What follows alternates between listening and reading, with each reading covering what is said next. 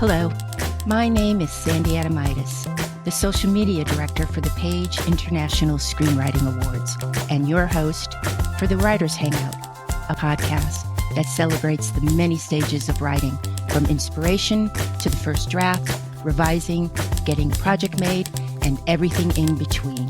We'll talk to the best and the brightest in the entertainment industry and create a space where you can hang out, learn from the pros, and have fun. Hey writers, it's Sandy. Today we continue to celebrate the 20th anniversary of our sponsors, the Page International Screenwriting Awards, by interviewing past winners. Today we have Larry Postel, who took home the grand prize in 2005 and has had 4 original spec screenplays produced. Let's get into it. Larry, thanks so much for hanging out with us. You're very welcome. Thanks for having me. How has your new year been so far? So far, well, I had COVID. Oh, I'm sorry. Better now. Thanks for asking. Good. Just rested up? Yeah, rested up. And it's going around, so I'm like everybody else. Right. Since mid-2019, you've had 4 original spec screenplays purchased, produced, and released. First of all, bravo. And they are The Main Event, a Netflix original, High Holiday, a Peacock original, Flip Turn, an independently financed film on Amazon, and Sony's 5,000 Blankets. You must have one powerful agent and manager in your corner, correct? Yes, I do, and that's me. I've been writing a long time. I'm now 66, and I've been writing since I was screenplays since I was 20. And over the years, I've had agents, a piecemeal relationship with them, just representing one screenplay, but really they never did anything for me. So I've done all of this on my own through cold querying. And the agents and managers I had, I just found that they never worked nearly as hard as I worked for myself. And Larry, how? I use IMDb Pro, and I filter out what I consider to be the best prospects. And I do it with producers only, not agents or managers, because I don't want to waste my time, frankly, pursuing them. So I filter, and I go to producers who may have produced something in the same genre, in the same budget area. In some cases, of course, you're trying to get through the gatekeeper when you send a cold query. Right. And in some cases... Larry, can we step back just a moment? Can you explain IMBD? Oh, IMDb. Oh, I always do that. I transfer those 2 letters. Yes. Oh, okay. Yeah, it's the website that I consider to be the Bible of TV and film. Because it's the Internet Movie Database. Right, correct. So, you can get it for free, but I pay a subscription to it, a monthly subscription, and it gives you contact information in addition to everything else. That's the one main difference. And I tell all the writers I'm a panelist at different festivals, and I'm a mentor and a volunteer teacher. And I tell everyone to use IMDb Pro when they're ready to market and do the same thing. But you have to have a strong script. Yes. And you have to have a really powerful query letter that is compelling and gets them to want to read your script. How do you personally know when the time is right?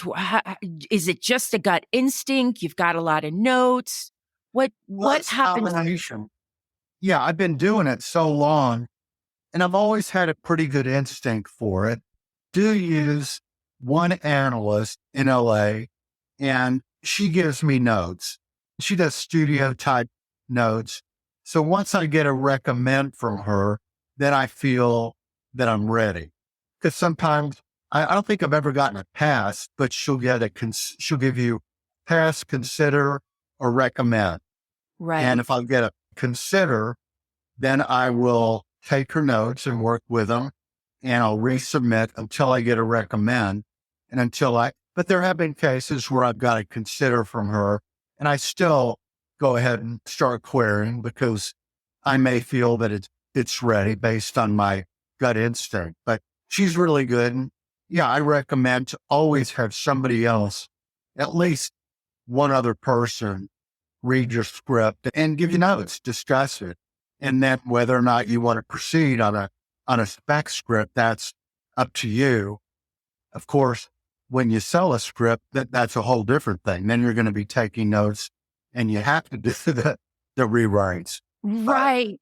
I was just going to say, this person that you send your screenplays to, you must have a lot of respect for her, obviously, but that is a strange line to walk, or an interesting line to walk, where it's not a production company, so you don't have to entertain the note. But again, I'm assuming you're going back to your gut instinct, where perhaps you get a note that kind of knocks you off your feet and you know you're going to have to do a lot of work. You, as the writer, have to have the discipline to roll up your sleeve because it's too oh, easy.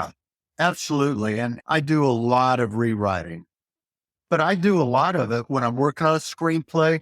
I won't write typically a full draft and then go back completely. I will rewrite as I'm writing.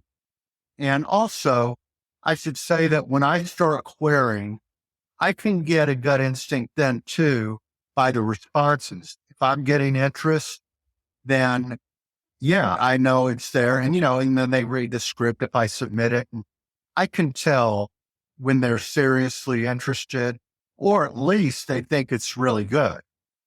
Larry, what From would there. be an example of, for instance, I was talking to a writer friend of mine and he was disappointed because his pitch was at 3:00 after lunch. And he said to me, oh, that's the, dead time. And, I disagreed and we talked about it because having been on the development side, I don't think a 3 p.m.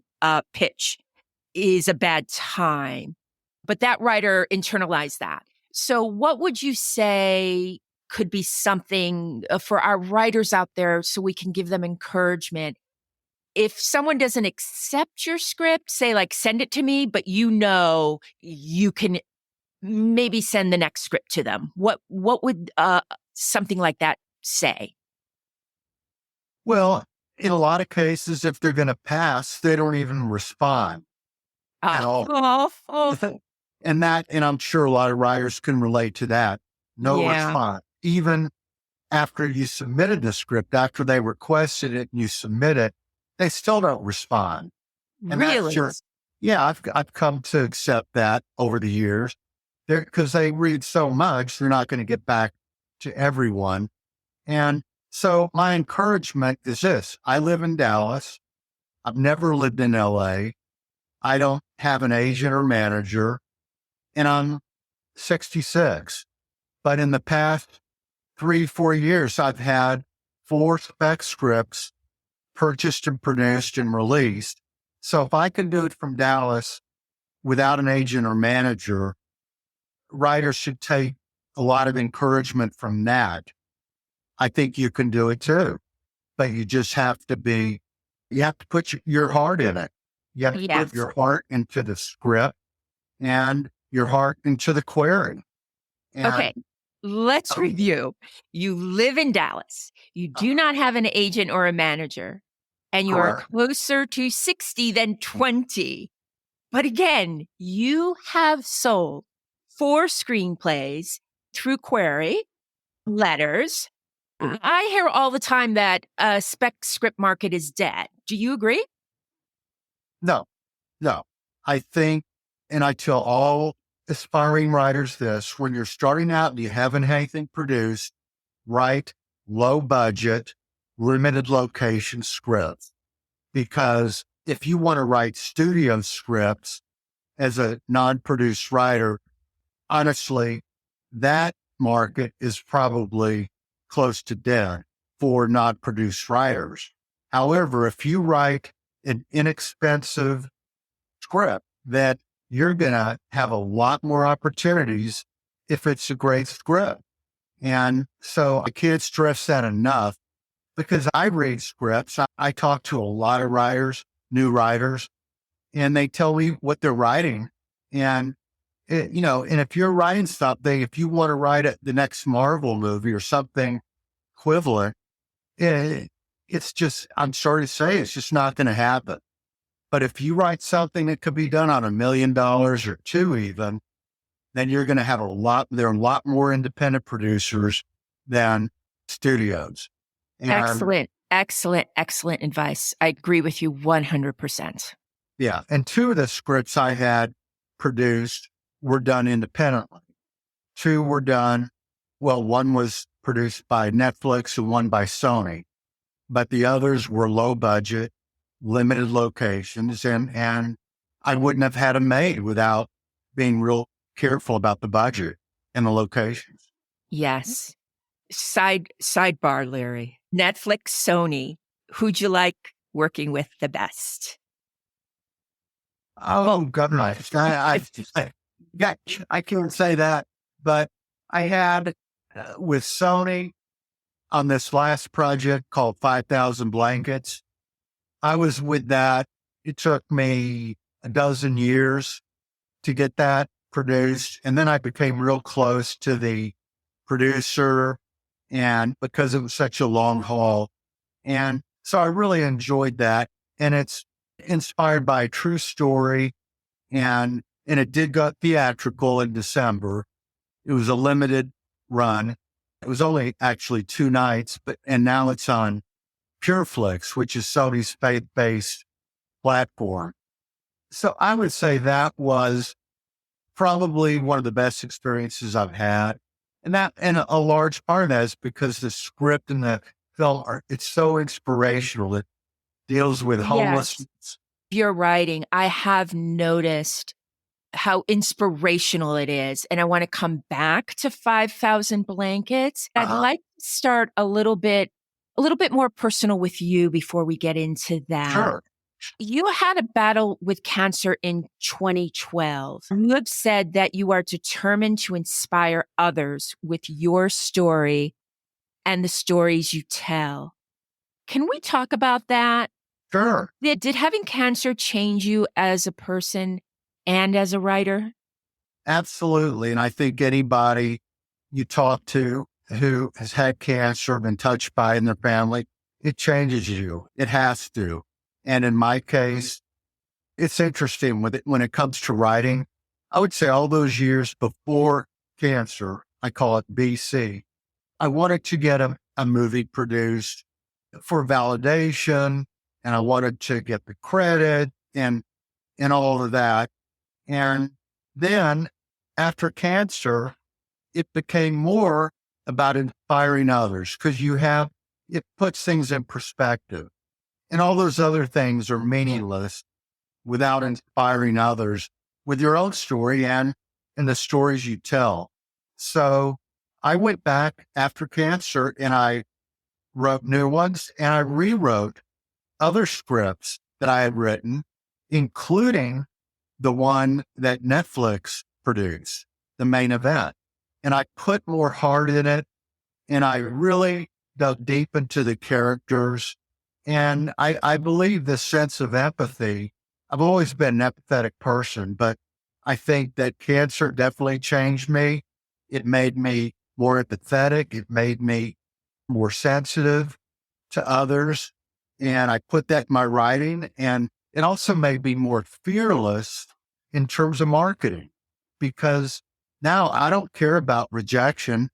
It's nothing compared to one's health and the health of their family and everything. So that's something else that changed. And I became fearless. And, and I tell people this: if you tell me no, I just move on to the next. It doesn't faze me because I've already dealt with a near death battle. And what compares? So rejection is nothing. Larry, that's just so beautiful to hear that. And when you were writing, did you discover that at first, or did you even discover that through your writing? You sat down and your stories just seemed different, or it was with purpose. You had a passion in you. I know that's a kind of a weird question, but I'm actually very interested in that. No, it's not a weird question, and it's actually something hard to answer because I don't know if I know that some things were conscious, like the fearlessness, like inquiring. But in terms of the writing, I know I became more empathetic. I mean, right now, after the cancer, when I hear of somebody else that's going through it, it brings tears to my eyes. And I volunteer counsel other cancer patients through the Lymphoma Research Foundation. And I mean, I'm really heartbroken when I hear about that. So yeah, I know it's changed me and no doubt changed my writing too. The theme of my pieces, I think it's much more inspirational now. And I've always loved underdog stories because even going back to my childhood, I was bullied and a loner and all that. So I've always felt like an underdog and I've always been drawn to underdogs and rooted for them. Yes. And so all of that stuff that I've been through and everybody's been through. And I tell writers that they're going to go through, if they haven't been through stuff already, they're going to go through a lot of stuff. That's just life. And my parents always said to me that life is like a pendulum. It just swings back and forth. I agree with you. That is one of my beliefs. When I'm just reading about politics and I get upset, everything has to swing one way very far and then it'll come back. That's I keep telling myself about life and politics. Exactly. And I've learned that in the screenwriting process too. Even when you sell something, it's not all fun. You're going to have the ups and downs are going to continue. Right. And, You have a motto. Can you tell us what it is and what it means to you? I love this motto. Become a better person, become a better writer.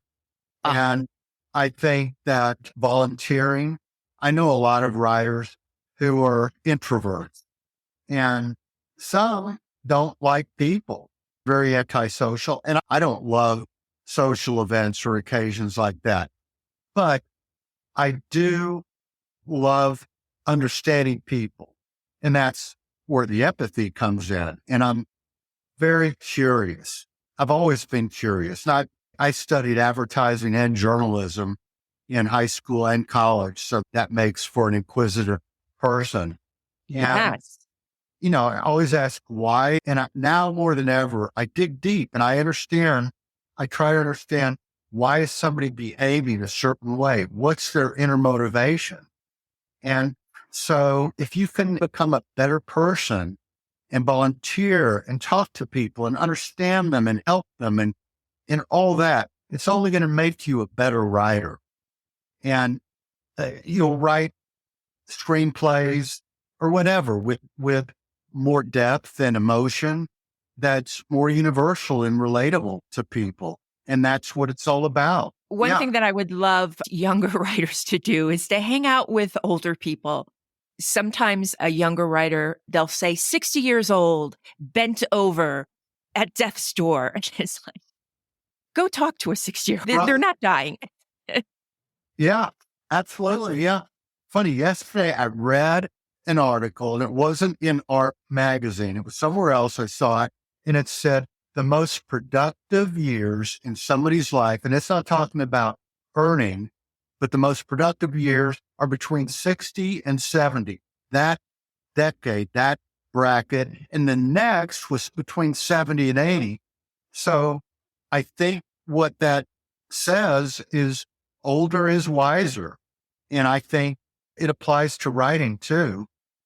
I would love to see that article. I would love to post it for our writers out there. If you can send it to me, that would be great. Okay. I'll have to dig it up. I'll have to find it again. Okay.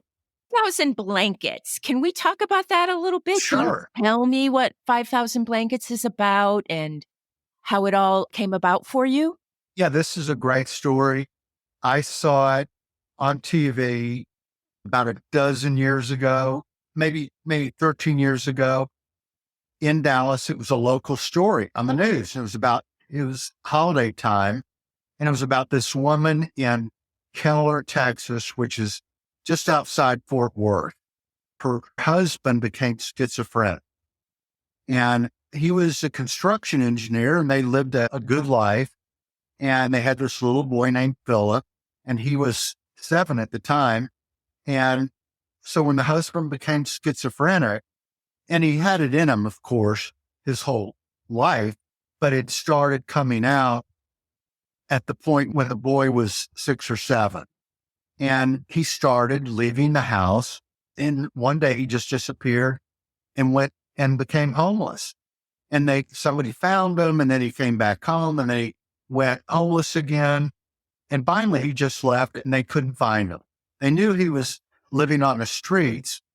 And the little boy, while this was all going on, the mom and the little boy lost their home. They had to move him with the woman's mom, who's the boy's grandma. But the little boy came up with an idea one night. He was concerned about his dad being cold on the streets.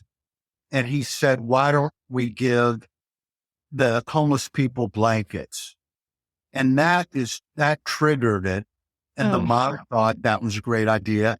And then it became a big deal in North Texas. The little boy started talking about it at school. She started talking about it at work. She had to get a job because they were broke.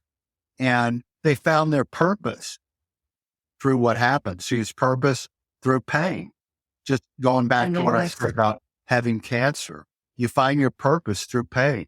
Yes. And so I saw this news segment, and I thought this would make a really inspiring movie. It touched me on so many levels. The unconditional love this little boy had for his dad. Even though the dad, others called him crazy at school. He was teased and everything, and he was homeless. But this little boy didn't care. He just loved his dad. He wanted him to be warm and cared for. And the same with the wife. So I called the woman through her nonprofit organization. It's called Philip's Wish, because it was Philip's wish to help the homeless be warm.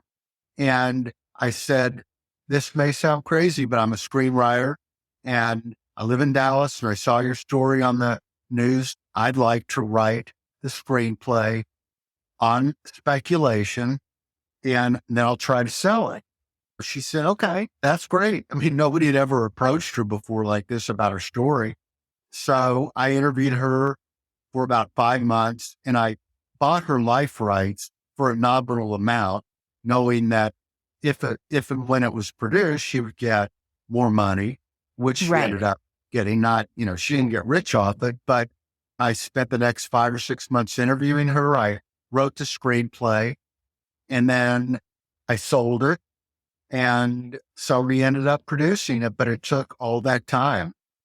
There was another producer involved, and they didn't end up making it. So it went to turnaround, and then Sony came along after the rights reverted back to me and said they wanted to make it.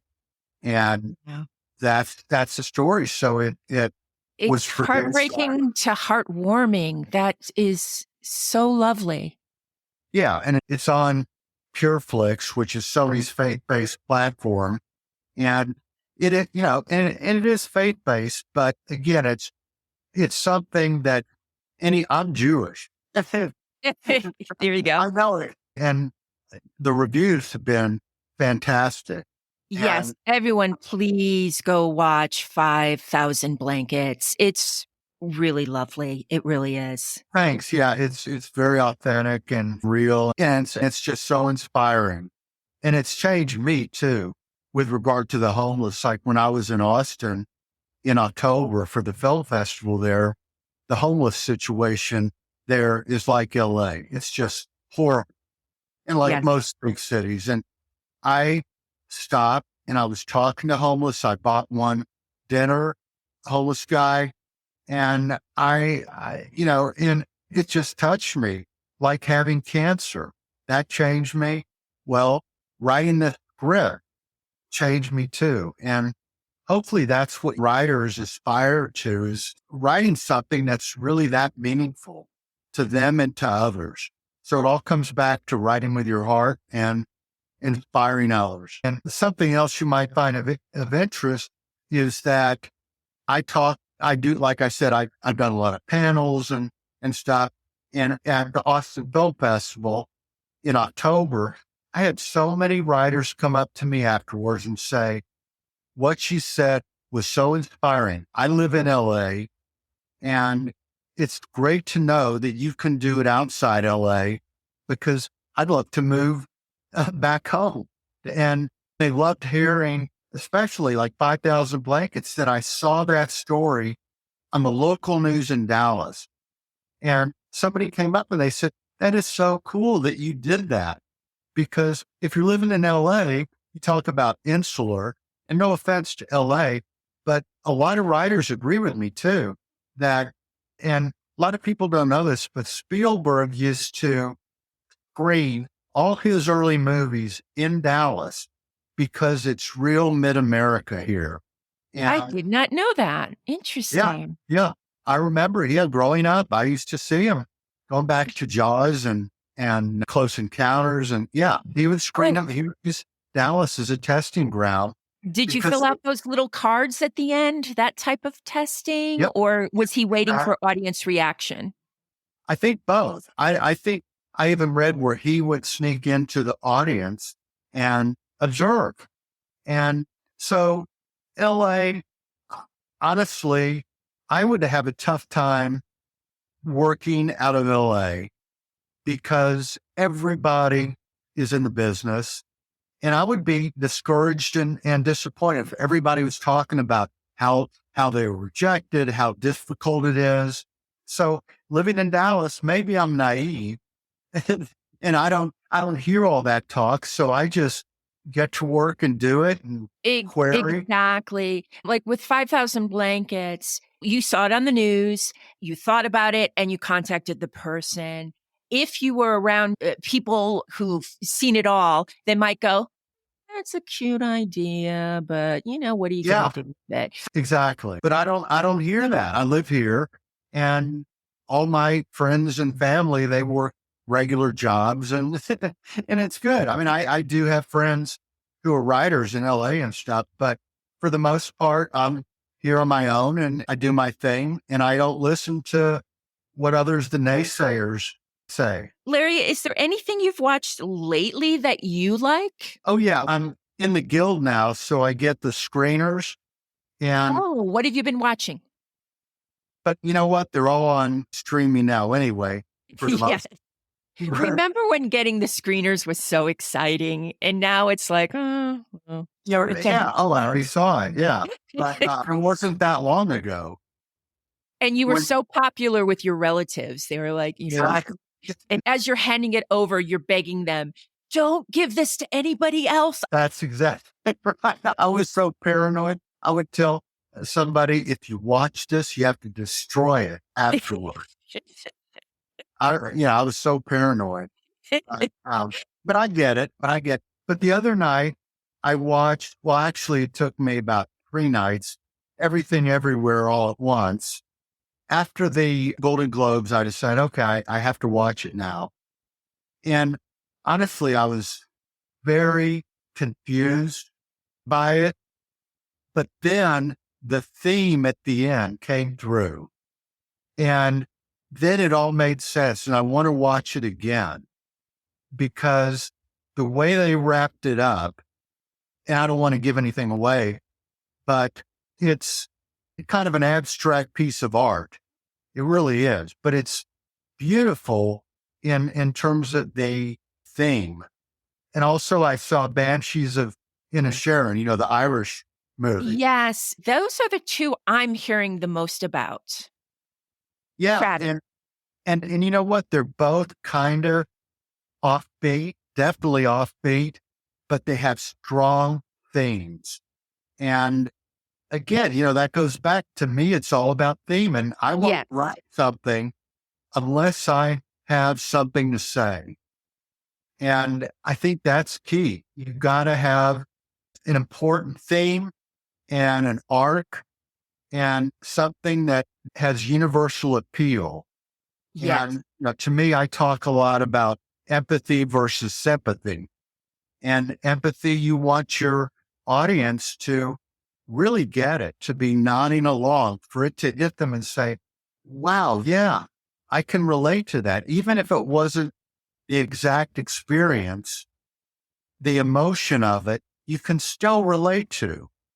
Larry, let's talk about that a little bit more. I really like that empathy versus sympathy, because a writer could say, well, my main character, his wife left him and his children don't like him. Isn't that enough to show that he's struggling? But we need to know why. We need more, correct? Exactly. You have to keep digging. Why? Why did she leave him? And what flaws does he have? He doesn't understand that, he needs to change. And everybody has inner motivation. And something else, I even look at my supporting characters the same way. Even if they have two lines, I don't want them to be one dimensional. I want them to still have a backstory, at least in my mind. So they're not flimsy, just throwaway characters. But yeah, again, it comes back to theme and purpose. And something that's interesting is I think I used to be intimidated by producers when I started out. And even in my query, I put them on a pedestal. But after being on the sets of all 4 movies of mine and talking to the producers, yeah, they're all about theme too. That's really what turned producers on more than anything. Sure, there are producers who don't get it maybe and are doing it for the high concept. But the ones I've dealt with, fortunately, have understood my motivation and the characters that I've created and the arc and the emotion of it. And so, I love that, talking with the producers. And if you can connect with them on an emotional level in your query, then, you're a lot better chance of getting a request than if you just give a log line and say, can I submit this to you? Right. Such good advice. Now, starting out, what was your biggest misconception, what it meant to be a working writer? When I was much younger, I guess I thought that it was a glamorous profession. And I thought it was so cool to be a screenwriter, have your name in the credits and all that. Well, I've learned there's nothing glamorous about it. It's hard work. And when you go on the set, it's boring. And people say, oh, wow, must be something to see your movie being made and the dialogue being said. You know what? It's okay, but it's boring. I mean, I'm sure you've probably been on some sets before, and I find myself wanting to take a nap. Others are like that too. And then, Yeah. and then the movie's released, and there's nothing that glamorous about that. There's really, I don't know where the glamour is. It's hard work, and again, that's why to me it's all about inspiring others. And my wife asked me last week. She said, "So you've been doing all this. What do you find to be the most rewarding thing about it all, professionally?" And I said, inspiring others. I said, when I have a young writer come up to me and say, thank you so much. You've really inspired and touched me. And I'm so excited to move on now. That to me is more satisfying than seeing my name on a movie or anything else. That's wonderful. That's what it's all about. Or seeing people like 5,000 blankets, wanting to help the homeless like they never have before. Or, and I have another deal, and hopefully it'll be produced this year. It's called Sessions, and it's very personal. It's about an interracial couple. They fall in love throughout their chemo sessions. And it was inspired by my experience going through chemo. I didn't fall in love. I was already married, but of course, it was fictionalized. But I wrote that to be the most inspiring movie with the backdrop of cancer that's been seen. That was my goal. Wow. And it's very limited locations and everything, but that was my goal. And again, I mean, not to beat a dead horse, but inspiring others is really what it's all about. Larry, I have so enjoyed talking with you. You are an inspiring writer, an inspiring human being, and I'm going to speak for Page Awards. We're so lucky to have you in the Page Awards family. Well, thank you so much. I hope that the listeners know I was the grand prize winner of the Page contest and competition in 2005. And there it is. That really gave me a lift when I was down on my career. And Page is a wonderful organization, and the people I know, Jen, she really loves helping writers. And I still, after all this time, I still keep in touch with her, and she's a fan of me, and vice versa. Page has been a wonderful experience for me. That is so lovely to hear. Thank you so much for spending this time with us. We really, really appreciate it. And this has just been a blast. Thank you, Sandy. Same here, and happy and healthy New Year. To you too. That's a wrap for the Writers Hangout. Thanks so much for listening. If you enjoyed the show, please subscribe, like, and thrive. Till we get to hang out again, keep writing. The world needs your stories. The Writers Hangout is sponsored by the Page International Screenwriting Awards. Executive producer, Kristen O'Verne. Producers, Terry Sampson and Sandy Adamitis. Music by Ethan Stoller.